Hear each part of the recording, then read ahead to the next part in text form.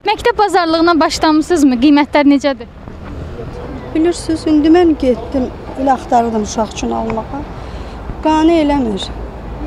Yox, bilirsiniz, baxıram 56 manat, 70 manat. Belə də. İndi axtarıram. Amma ucuz da alanda ucuz malın bir keyfiyyəti olmur.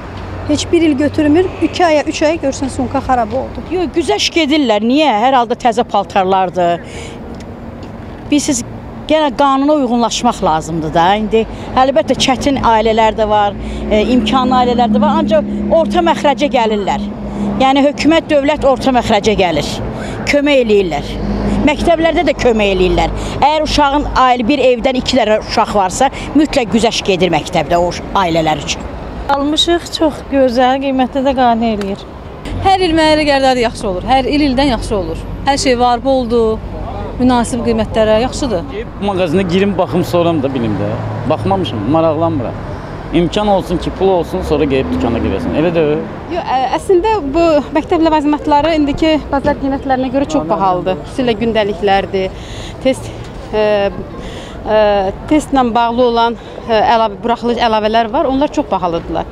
Yəni təbii ki, onlardan təkmək 2 manatlıq, 3 manat qiymətində bəziləri. Biz onları almışıq yay üzündə istifadə etməyə, amma hələlik yəni bu çox bahalıdır. Yəni təbii ki, dəftər.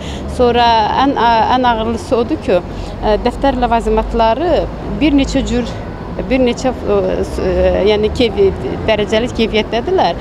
Çox vaxt uşaqlar çox aciz qalırlar, o biraz ucuz. Yəni bugün cibinə görə çalışırsan ki, biraz ucuz dəftər alasan. Amma bu da çox yəni fayda vermir.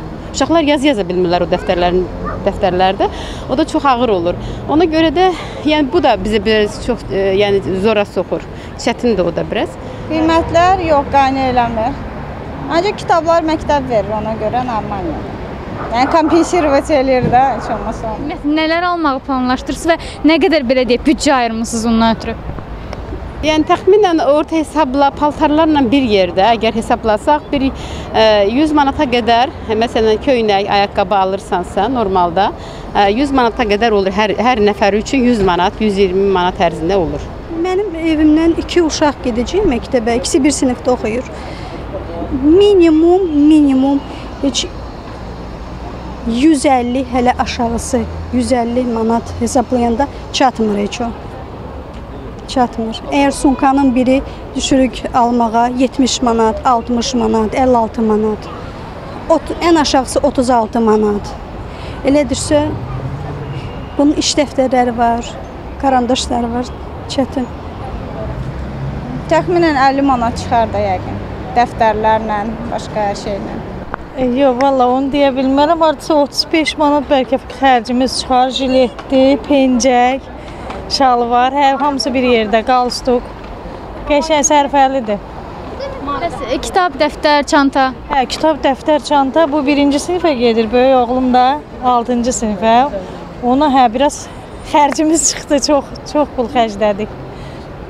Приблизительно где-то 45-50 manat. Hər şeyi, od do. Bütün illik. Təxminən belə eşitdiyimə görə deyirlər 150-200 manat arası.